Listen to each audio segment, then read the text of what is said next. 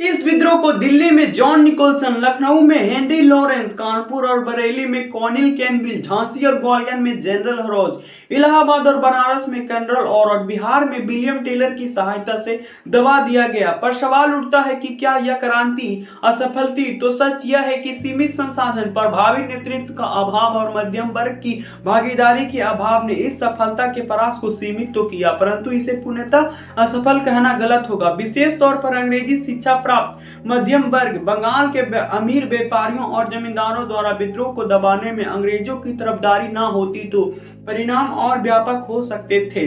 पर सफलता असफलता के गणित में बिना उलझे इसके परिणाम स्वयं इसके प्रभावों की गाथा कहते हैं। तो आइए एक नजर डालते हैं इस क्रांति के बाद के परिणामों पर।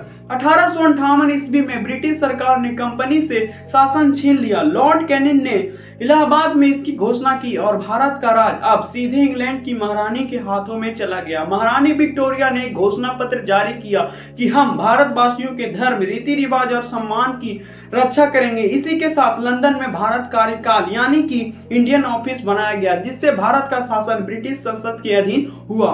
प्रशासनिक बदलाव के तहत भारत का प्रमुख अब गवर्नर जनरल नहीं, वायसराय कहलाया।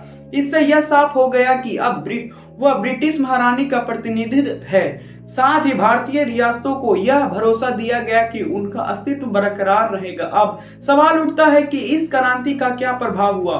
तो इस प्रतिरोध की तीव्रता का अंदाजा लगाने के लिए इतना पर्याप्त है कि विद्रोह में सेना की बड़ी भूमिका को देखते हुए अंग्रेजों ने फौरन योजना बनाई। सेना में भारतीय सिपाहियों का अनुपात कम करने और यूरोपीय सिपाहियों की संख्या बढ़ाने का निर्णय लिया गया, लेकिन शस्त्रागार ब्रिटिश शासन के हाथों में रहा। वस्तुतः बंगाल की सेना के प्रभुत्व को समाप्त करने के लिए ही यह योजना बनाई गई थी, ताकि भविष्य में कोई भी एकजुट विद्रोह न हो सके। हालांकि इस विलुप्त का मूल उद्देश्य अंग्रेजी सत्ता को हटाकर पुनः सत्ता प्राप्त करना था। इस लिहाज से हम इसे पुनः सफलता तो नहीं कह सकते हैं, पर इसने अंग्रेजों की शासन शैली और नीतियों को बदल दिया। मिलते हैं अगले वीडियो में।